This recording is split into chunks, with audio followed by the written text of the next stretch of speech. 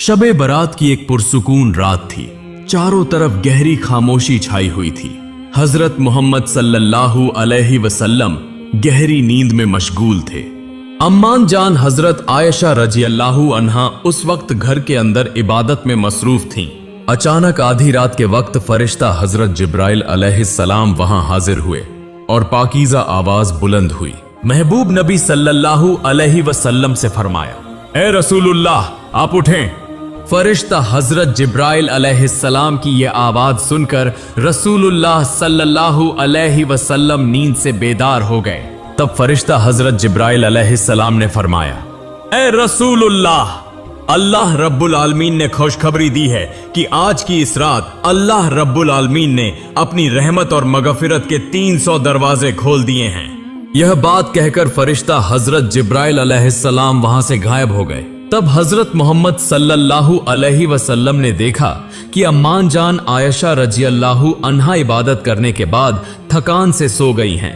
इसलिए रसूलुल्लाह सल्लल्लाहु अलैहि वसल्लम ने अम्मान जान आयशा रजी अल्लाहु अन्हा को जगाया नहीं और कुछ बताए बगैर घर से बाहर निकल गए। अकेले रात की खामोशी को चीरते हुए चलने लगे।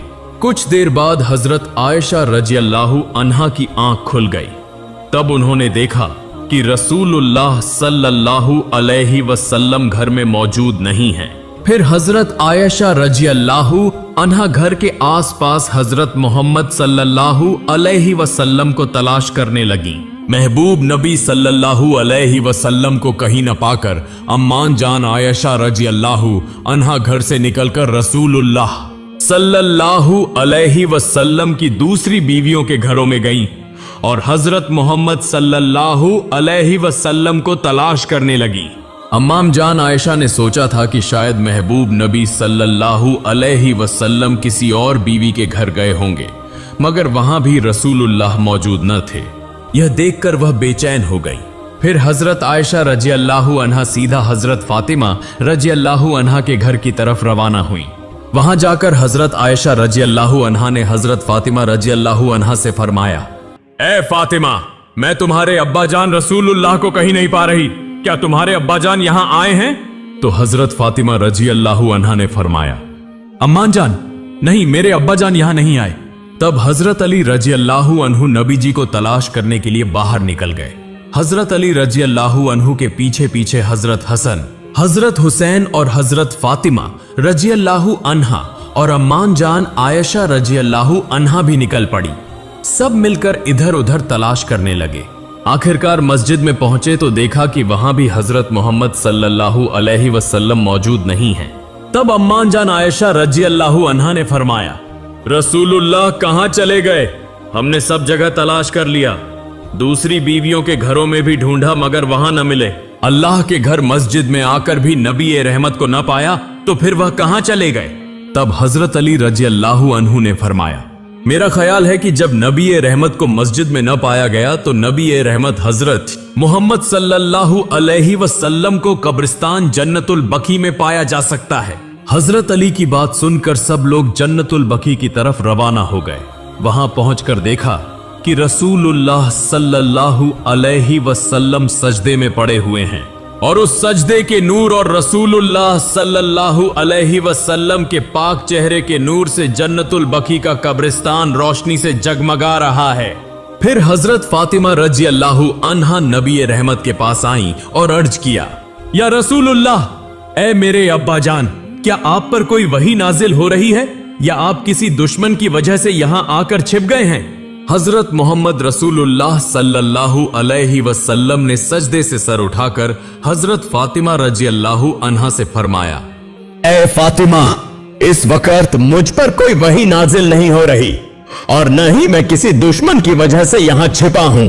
ए फातिमा, हजरत जिब्राइल अलैहिस्सलाम मेरे पास आए थे और मुझे बता गए कि आज की रात अल्लाह रब्बुल आलमीन ने अपनी रहमत और मगफिरत के 300 दरवाजे खोल दिए हैं। ए फातिमा, आज की रात ऐसी बाबरकत रात है कि इस रात बंदों की तकदीर का फैसला किया जाता है और इस रात अल्लाह रब्बुल आलमीन बंदों को माफ फरमा देता है। यह निस्फ शाबान की रात है, शाबान के महीने की 14वीं तारीख की रात। अल्लाह ताला निस्फ शाबान की रात अपने बंदों की तरफ तवज्जो फरमाता है, मगफिरत चाहने वालों को बख्श देता है, रहमत मांगने वालों पर रहम फरमाता है और हसद रखने वालों को छोड़ देता है। ए फातिमा, मैं सजदे में इसलिए था कि जन्नतुल बकी में जो लोग मदफून हैं उनके लिए अल्लाह रब्बुल आलमीन से दुआ मांग रहा हूं, क्योंकि मैं वह जानता हूं जो तुम नहीं जानती और मैं वह देखता हूं जो तुम नहीं देख सकती। जब मैं कब्रों के पास खड़ा होता हूं तो मुझे मालूम हो जाता है कि अल्लाह ताला कब्रों में रहने वालों के साथ किस तरह का मुआमला फरमाता है। तुम जिस तरह दिन के वक्त सब कुछ साफ साफ देख लेती हो, मैं कब्र के अजाब को उसी तरह वाजह तौर पर देखता हूं। ए फातिमा, मैं जन्नतुल बकी इसलिए आया हूं कि अपने सहाबा के लिए अल्लाह रब्बुल आलमीन से मगफिरत तलब करूं, ताकि अल्लाह रब्बुल आलमीन सबको जहन्नम के सख्त अजाब से नजात अता फरमाए। फिर वह सब लोग जन्नतुल बकी से घर की तरफ रवाना हो गए। इसके बाद 5 हिजरी का शाबान का महीना था। अल्लाह के रसूल सल्लल्लाहु अलैहि वसल्लम अपने सहाबा के साथ गजवाए बनी मुस्तलिक से वापस आ रहे थे। कुछ लोग आगे निकल गए थे। सबके चेहरे गर्दो गुबार से अटे हुए थे। सब बहुत प्यासे थे मगर दिल मुतमिन थे, क्योंकि वह अल्लाह की राह में जिहाद करके लौट रहे थे। लेकिन उसी सुकून के लम्हे में आगे एक कुआं नजर आया। एक मुहाजिर और एक अंसारी के दरमियान एक वाकया पेश आ गया। मुहाजिर ने पुकारा, ए मुहाजिरो, और अंसारी ने पुकारा, ए अंसारो। बस सिर्फ इतना ही हुआ था, मगर दूर बैठा एक शख्स यह सब देख रहा था। उसकी आंखों में एक जहरीली आग भड़क उठी। उसने दिल ही दिल में कहा, यही मौका है, अब मैं उनके दरमियान हसद की आग भड़का दूंगा। वह दरअसल मुनाफिकों का सरदार कहलाता था, अब्दुल्लाह बिन उबय। यह नाम तारीख में सियाह हुरूफ से लिखा गया है। मुनाफिकों के सरदार के तौर पर जबान से कहता था ला इलाहा इल्लल्लाह, मगर दिल में हसद का जहर छुपाए रखता था। उसी जमाने में रसूलुल्लाह सल्लल्लाहु अलैहि वसल्लम के मदीना तशरीफ लाने से पहले उसे मदीना का बादशाह बनाने की तैयारियां हो रही थीं। उसका ताज तकरीबन तैयार हो चुका था, मगर उसी वक्त इस्लाम आ गया। अल्लाह के रसूल तशरीफ ले आए और उसके सारे ख्वाब टूट कर रह गए। उसी वक्त से उसके दिल में पलने वाली हसद, अदावत और गुस्से की आग भड़क उठी। उसने कहा, आज मैं मुसलमानों को तोड़कर रख दूंगा। फिर अब्दुल्लाह बिन उबय अपने साथियों के पास गया और रोते हुए कहने लगा, ऐ मेरे भाइयों, क्या तुमने देखा कि यह मुहाजिर हमारे शहर में आकर हमारे साथ कैसा सलूक कर रहे हैं? हमने उन्हें पनाह दी, खाना दिया, घर दिया, और आज वह हमारे ही ऊपर चढ़ दौड़े हैं। यह देखकर बहुत दुख होता है। इसलिए हमने फैसला किया है कि मदीना वापस जाकर हम रसूल और उनके पैरोकारों को निकाल बाहर करेंगे। अच्छा तुम ही बताओ, हमने मोहम्मद को खिला पिलाकर ताकतवर बनाया और अब वह हमारे ही खिलाफ खड़े हो गए हैं। उसने और भी बहुत सी बातें की जिनसे लोगों को भड़काया और साजिशें करने लगा। जब वह यह सब बातें कह रहा था तो वहां एक कम उम्र सहाबी हजरत जैद बिन अरकम रजियल्लाहु अन्हु खड़े थे। उम्र कम थी मगर ईमान पहाड़ की तरह मजबूत। जब उन्होंने यह बुरी बातें सुनी तो उनका पूरा जिस्म कांप उठा। यूं लगा जैसे सीने में किसी ने खंजर घोंप दिया हो। वह एक लम्हा भी न रुके और फौरन वहां से रसूल सल्लल्लाहु अलैहि वसल्लम के घर की तरफ रवाना हो गए। हजरत मोहम्मद सल्लल्लाहु अलैहि वसल्लम के पास पहुंचकर रोने लगे, मगर अल्फाज मुंह से न निकल सके। बस इतना कहा, या रसूल अल्लाह, अब्दुल्लाह बिन उबय। यह कहते ही उनकी आंखों से आंसू टपकने लगे और वह आगे कुछ न कह सके। तब रसूल सल्लल्लाहु अलैहि वसल्लम ने नरमी से उनके कंधे पर हाथ रखा और फरमाया, पुरसुकून हो जाओ, सांस लो, फिर बताओ क्या हुआ है। हजरत जैद रजियल्लाहु अन्हु ने हिचकिचाते हुए रोते रोते सारा वाकया बयान कर दिया। इसके बाद रसूलुल्लाह सल्लल्लाहु अलैहि वसल्लम ने हजरत उमर रजियल्लाहु अन्हु को बुलाया और तमाम बात उन्हें बताई। यह सुनकर हजरत उमर बहुत गजबनाक हो गए। उनकी आंखें सुर्ख हो गईं, जबड़ा भिंच गया और उनके हाथ में तलवार थी। वह गरज कर बोले, या रसूल अल्लाह, मुझे इजाजत दीजिए, मैं अभी उसी वक्त इस मुनाफिक का सर उसके धड़ से जुदा कर दूंगा। लेकिन रसूल सल्लल्लाहु अलैहि वसल्लम ने आहिस्ता से सर हिलाया और फरमाया, ठहर जाओ उमर, अगर मैं उसे कत्ल कर दूं तो लोग क्या कहेंगे? वह कहेंगे कि मोहम्मद अपने ही साथियों को कत्ल कर देते हैं। हजरत उमर ने कहा, लेकिन या रसूल अल्लाह, यह तो मुनाफिक है। रसूल सल्लल्लाहु अलैहि वसल्लम ने फरमाया, उमर, लोग यह बात नहीं जानते, बाहर से तो वह मुसलमान नजर आता है, कलिमा पढ़ता है, नमाज पढ़ता है। लोग यही देखेंगे कि मैंने एक मुसलमान को कत्ल कर दिया। फिर रसूल सल्लल्लाहु अलैहि वसल्लम ने एक ऐसा फैसला किया जो एक हैरत अंगेज हिकमत अमली थी। रसूलुल्लाह सल्लल्लाहु अलैहि वसल्लम ने फरमाया, सबको जमा करो, हम अभी रवाना होंगे। आज हम मुसलसल दिन रात सफर करेंगे। सहाबा हैरान रह गए, यह कैसा फैसला है? मगर वह नहीं जानते थे कि रसूल सल्लल्लाहु अलैहि वसल्लम दरअसल क्या करना चाहते हैं। फिर सब रवाना हो गए। रसूलुल्लाह सल्लल्लाहु अलैहि वसल्लम चाहते थे कि सब इतने थक जाएं कि बात करने की फुर्सत ही न रहे, ताकि मुनाफिक मुसलमानों के दरमियान जहर न फैला सकें और साजिश शुरू ही न हो सके। यूं 30 घंटों का थका देने वाला सफर शुरू हो गया। दिन गुजरा, फिर रात आई, और रात गुजरकर फिर दिन हो गया। कोई न रुका, किसी ने आराम न किया, बस चलते ही रहे, चलते ही रहे। सबके पांव सूज गए, जिस्म दर्द से चूर हो गए। मुसलसल 30 घंटे का सफर करने के बाद जब वह आखिरकार रुके तो जो जहां था वहीं जमीन पर लेट गया। एक ही लम्हे में सब नींद की आगोश में चले गए। साजिश, सरगोशियां, तफरका, सब खत्म, बिल्कुल खत्म। यूं रसूल सल्लल्लाहु अलैहि वसल्लम ने बात करने का मौका दिए बगैर, किसी खूनरेजी के बगैर पूरी उम्मत को एक खौफनाक फितने और तफरके से बचा लिया। लेकिन इब्न ए उबय का एक बेटा था, उसका नाम अब्दुल्लाह था। बाप मुनाफिक था, मगर बेटा सच्चा मोमिन, अल्लाह का प्यारा बंदा। एक ही घर, एक ही खून, मगर दो दिल, एक नूर से भरा हुआ और दूसरा अंधेरे में डूबा हुआ। एक दिन इब्न ए अब्दुल्लाह किसी जरूरत से कहीं जा रहे थे कि अचानक उन्होंने सुना कि उनके बाप ने रसूल सल्लल्लाहु अलैहि वसल्लम की तौहीन की है और उनके खिलाफ उल्टी सीधी बातें कर रहा है। यह सुनकर वह जब्त न कर सके, गोया सारी दुनिया टूटकर उन पर गिर पड़ी। फौरन वह दौड़ते हुए रसूल सल्लल्लाहु अलैहि वसल्लम के पास पहुंचे और जर्व कतार रोते हुए अर्ज किया, या रसूल अल्लाह, मैंने सुना है कि आप मेरे बाप को सजा देना चाहते हैं। अगर वाकई आप चाहते हैं तो बरह करम मुझे ही इस काम का हुक्म दे दीजिए। रसूल सल्लल्लाहु अलैहि वसल्लम ने हैरत से उनकी तरफ देखा। तब उस नौजवान ने कहा, अगर आप इजाजत दें तो मैं खुद अपने बाप की गर्दन काटकर आपके सामने पेश कर दूंगा।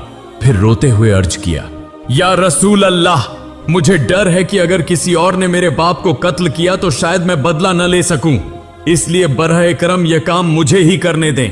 तब रसूलुल्लाह सल्लल्लाहु अलैहि वसल्लम मुस्कुरा दिए, उनके सर पर हाथ फेरा और फरमाया, फिक्र न करो, मैं सही फैसला करूंगा। नहीं, हम तुम्हारे बाप को कत्ल नहीं करेंगे, बल्कि उसके साथ अच्छा सुलूक करेंगे। जब तक वह हमारे साथ रहेगा हम उसके साथ नरमी से पेश आएंगे। यूं चंद महीने गुजर गए। एक दिन अचानक अल्लाह रब्बुल आलमीन ने आसमान से वही नाजिल फरमाई, सूरा अल मुनाफिकून। अल्लाह ने साफ साफ बता दिया कि मुनाफिक और कौन हैं, वह किस तरह साजिशें करते हैं और किस तरह मुसलमानों को नुकसान पहुंचाना चाहते हैं। खास तौर पर यह आयत नाजिल हुई। अल्लाह ने ऐलान फरमाया, हालांकि इज्जत तो अल्लाह के लिए है, उसके रसूल के लिए है और मोमिनों के लिए है, मगर मुनाफिक यह बात नहीं जानते। जब यह आयत नाजिल हुई तो अब्दुल्लाह बिन उबय का चेहरा जर्द पड़ गया, सर झुक गया, उसकी सारी साजिशें बेनकाब हो गईं। वह जिधर से गुजरता लोग नफरत की निगाह से उसे देखने लगे, यहां तक कि उसके अपने कबीले के लोग कहने लगे, क्या तुझे शर्म नहीं आती रसूल सल्लल्लाहु अलैहि वसल्लम के पास जाकर माफी मांग। उसके अपने बेटे ने भी उससे कहा, अब्बा जान, अल्लाह की कसम, अगर आप रसूल सल्लल्लाहु अलैहि वसल्लम के पास जाकर माफी नहीं मांगेंगे तो मैं आपसे बात नहीं करूंगा, आप हमारे घर में दाखिल नहीं हो सकेंगे। यूं वह सबके सामने जलील होता चला गया। आखिरकार शर्मिंदा और रुस्वा होकर अब्दुल्लाह बिन उबय रसूल सल्लल्लाहु अलैहि वसल्लम के पास आया, मगर उसके चेहरे पर कोई सच्ची नदामत न थी, वह सिर्फ लोगों के दबाव में आया था। उसने कहा, या रसूल अल्लाह, मुझे माफ कर दीजिए। रसूलुल्लाह सल्लल्लाहु अलैहि वसल्लम ने उसे देखा। वह जानते थे कि उसके दिल में क्या है, फिर भी फरमाया, अगर तुम दिल से माफी मांगोगे तो अल्लाह तुम्हें माफ कर देगा, मगर जान लो कि अल्लाह सब कुछ देखता है और सब कुछ जानता है। कुछ अरसे बाद अब्दुल्लाह बिन उबय मर गया। उसके आखिरी लम्हों में उसने तौबा की या नहीं, यह कोई नहीं जानता। मगर देखो रसूल सल्लल्लाहु अलैहि वसल्लम की अजीम शफकत। जब उसकी मौत की खबर आई तो हजरत उमर रजी अल्लाहु अन्हु ने कहा, या रसूल अल्लाह, इस मुनाफिक की नमाज़े जनाजा हम कैसे पढ़ें? रसूल सल्लल्लाहु अलैहि वसल्लम ने फरमाया, ऐ उमर, वह हमारे दरमियान का एक आदमी था। उसका बेटा हमारा महबूब सहाबी है, उसका खानदान हमारा खानदान है। मैं उनके गम में उनके साथ खड़ा हूंगा। और फिर रसूल सल्लल्लाहु अलैहि वसल्लम खुद उसके जनाजे में तशरीफ ले गए। एक मर्तबा अब्बू जहल ने कुछ काफिर मुनाफिकों को साथ लेकर अपने घर के दरवाजे के पास एक बड़ा गड्ढा खोदना शुरू किया। उसके साथी काफिर मुनाफिकों ने कहा, हुजूर, यहां गड्ढा क्यों खोद रहे हैं? अब्बू जहल बस हंस दिया और बोला, बाद में समझ जाओगे। कुछ दिन बाद जब गड्ढा तैयार हो गया तो उसी रात अब्बू जहल अपने काफिर मुनाफिक साथियों के साथ नबी जी को कत्ल करने की साजिश करने लगा। अब्बू जहल ने कहा, तुम लोग मोहम्मद के पास जाकर कहो कि चचा जान बहुत बीमार हैं और तुम्हें देखने के लिए बुला रहे हैं। मैं जानता हूं यह खबर सुनते ही मोहम्मद मुझे देखने जरूर आएगा, और जैसे ही वह मेरे घर में दाखिल होगा उसी गड्ढे में गिरकर मर जाएगा। यह बात किसी को बताना नहीं। मैं बीमारी का बहाना बनाकर घर में लेटा रहूंगा। यह सुनकर काफिर जोर जोर से हंसने लगे। फिर अगले दिन वह मोहम्मद सल्लल्लाहु अलैहि वसल्लम के घर की तरफ रवाना हुए। वहां पहुंचकर रोने का ढोंग करते हुए बोले, ऐ मोहम्मद, क्या तुमने अभी तक नहीं सुना? तुम्हारे चचा जान बेहद बीमार हैं, मौत के बिस्तर पर हैं। तुम्हें देखने की ख्वाहिश जाहिर की है। तुम फौरन जाकर एक बार अपने चचा जान को देखाओ। हम यह खबर तुम तक पहुंचाने आए हैं। तुम अभी रवाना हो जाओ। यह कहकर वह लोग चले गए। यह बात सुनते ही नबी रहमत के दिल में शफकत और मोहब्बत भर आई। रसूलुल्लाह सल्लल्लाहु अलैहि वसल्लम बेचैन हो गए और कुछ सोचे बगैर अब्बू जहल को देखने के लिए रवाना हो गए। चलते चलते जब वह अब्बू जहल के घर के करीब पहुंचे तो उसी वक्त अल्लाह रब्बुल आलमीन ने हजरत जिब्रील अलैहिस्सलाम से फरमाया, ए जिब्रील, जल्दी जाओ और मेरे महबूब दोस्त को यह खबर दे दो कि अबू जहल ने उसके लिए साजिश की है। वह किसी हाल में उसके घर में दाखिल ना हो। यह हुक्म मिलते ही हजरत जिब्रील अलैहिस्सलाम रसूलुल्लाह सल्लल्लाहु अलैहि वसल्लम के पास हाजिर हुए और अर्ज किया, या रसूलुल्लाह, आप आगे न बढ़ें। अल्लाह रब्बुल आलमीन ने वहां जाने से मना फरमाया है। फिर सारा वाकया बयान किया। चुनांचे हजरत मोहम्मद सल्लल्लाहु अलैहि वसल्लम आगे न बढ़े और अपने घर की तरफ वापस आ गए। काफी वक्त गुजरने के बाद अब्बू जहल ने देखा कि महबूब नबी उसके घर नहीं आए। वह बेचैन हो गया। उसी वक्त कुछ काफिर उसके पास आए और कहा, हुजूर, मोहम्मद वापस अपने घर चले गए। बस कुछ कदम और चलते तो गड्ढे में गिर जाते, मगर पता नहीं क्यों वापस हो गए। यह सुनकर अब्बू जहल एक्चल पड़ा और बोला, वह क्यों वापस गया? सबने कहा, हमें नहीं मालूम हुजूर। तब अब्बू जहल खुद मोहम्मद को बुलाने के लिए जैसे ही घर से बाहर कदम रखने लगा, उसी वक्त अपने ही खोदे हुए गड्ढे में गिर पड़ा। उसे कुछ समझ न आया और उसके ख्याल में भी न था कि वह खुद उसी गड्ढे में गिरेगा जो उसने मोहम्मद को गिराने के लिए खोदा था। उसी वक्त अल्लाह रब्बुल आलमीन ने हुक्म दिया, ए गड्ढे, और ज्यादा कुशादा और बड़ा हो जा। फौरन गड्ढा और ज्यादा बड़ा हो गया। यह देखकर अबू जहल चीखने लगा और नीचे से अपने साथियों से कहने लगा, मुझे बचाओ, मुझे बचाओ। ऊपर खड़े उसके काफिर मुनाफिक साथियों ने कहा, हुजूर, इतने बड़े गड्ढे से हम आपको कैसे निकालें? यह हमारे बस की बात नहीं। तब अब्बू जहल को समझ आ गई कि गड्ढा तो छोटा था, मगर अचानक इतना बड़ा कैसे हो गया। उसने जान लिया कि अब यहां से निकालने के लिए सिर्फ मोहम्मद ही की जरूरत है। चुनांचे गड्ढे के अंदर से चीख कर बोला, तुम लोग मोहम्मद के पास जाकर कहो कि तुम्हारे चचा अब्बू जहल को अपनी साजिश पर अफसोस है और वह माफी मांगने पर तैयार है। बराहे करम आकर उसे निकाल लें। उसके कुछ साथी रसूलुल्लाह सल्लल्लाहु अलैहि वसल्लम के पास आए और कहा, ए मोहम्मद, तुम्हारे चचा जान बेहद मुसीबत में हैं। बराहे करम उन्हें बचा लें। उसने कहा है कि वह माफी मांगेगा और कलमा भी पढ़ेगा। यह बात सुनकर नबी रहमत खामोश न रह सके। फौरन अब्बू जहल को बचाने के लिए उस गड्ढे के पास पहुंचे। देखा कि अब्बू जहल बिल्कुल नीचे पड़ा हुआ है। नबी जी को देखते ही अब्बू जहल रोते हुए बोला, ए मोहम्मद, मैंने गलती की, किसी तरह मुझे ऊपर निकाल लो। यह सुनते ही नबी रहमत ने अपनी रहमत भरी दस्ते मुबारक गड्ढे में डाली और वह गड्ढा बिल्कुल कुशादा हो गया। फिर अब्बू झल उस रहमत वाले हाथ के सहारे ऊपर निकल आया। तब नबी करीम सल्लल्लाहु अलैहि वसल्लम ने फरमाया, चचा जान, अब आप कलमा पढ़ लीजिए। तो अबू झल ने कहा, ए मोहम्मद, मैं तो कलमा पढ़ने ही वाला था, लेकिन तुम तो इतने बड़े जादूगर हो, मुझे कभी मालूम न था। इतने बड़े गड्ढे में हाथ डालते ही तुम्हारा हाथ मुझ तक कैसे पहुंच गया? यह जादू के सिवा कुछ नहीं, लिहाजा तुम जादूगर हो, मैं कलमा कैसे पढ़ूं? बताओ। यह बात सुनते ही उसके साथ मौजूद तमाम साथी काफिर और मुशरिक जोर जोर से हंसने लगे, मगर नबी रहमत खामोश हो गए और बेहद रंजीदा दिल के साथ अपने घर की तरफ वापस लौट आए। प्यारे नाज़रीन, जब हम नबी करीम सल्लल्लाहु अलैहि वसल्लम के यह सारे वाकयात पढ़ते हैं तो आंखों में आंसू आ जाते हैं। हम सोचते हैं कि काश आज हम रसूल सल्लल्लाहु अलैहि वसल्लम का चेहरा देख पाते, उनकी आवाज सुन पाते तो हमारी जिंदगी कामयाब हो जाती। अब्दुल्लाह बिन उबी ने रसूल सल्लल्लाहु अलैहि वसल्लम को अपनी आंखों से देखने के बावजूद निफाक किया। अब्बू झल ने नबी रहमत को देखने और समझने के बाद भी उन्हें जादूगर कहा, और हमने रसूल सल्लल्लाहु अलैहि वसल्लम को नहीं देखा, मगर हमारे दिलों में उनकी मोहब्बत है। हम इस दुनिया में उनके साथ न रह सके, मगर अगर हम उनकी सुन्नत पर चलें और उनके रास्ते पर चलें तो जन्नत में उनके साथ रह सकेंगे। ऐ अल्लाह, हमें सबको अपने महबूब रसूल की सच्ची उम्मत बनने की तौफीक अता फरमा, हमारे दिलों में ईमान का नूर रोशन फरमा। ऐ अल्लाह, मौत से पहले हमें एक बार रसूलुल्लाह सल्लल्लाहु अलैहि वसल्लम का रहमत भरा नूरानी चेहरा देखने की तौफीक अता फरमा। ऐ अल्लाह, हमें रसूलुल्लाह सल्लल्लाहु अलैहि वसल्लम के साथ जन्नत में मिलने की तौफीक अता फरमा। अल्लाह रब्बुल आलमीन हमारी सब दुआएं कबूल फरमाए और हमारी तमाम उम्मीदें पूरी होने की तौफीक अता फरमाए। आमीन।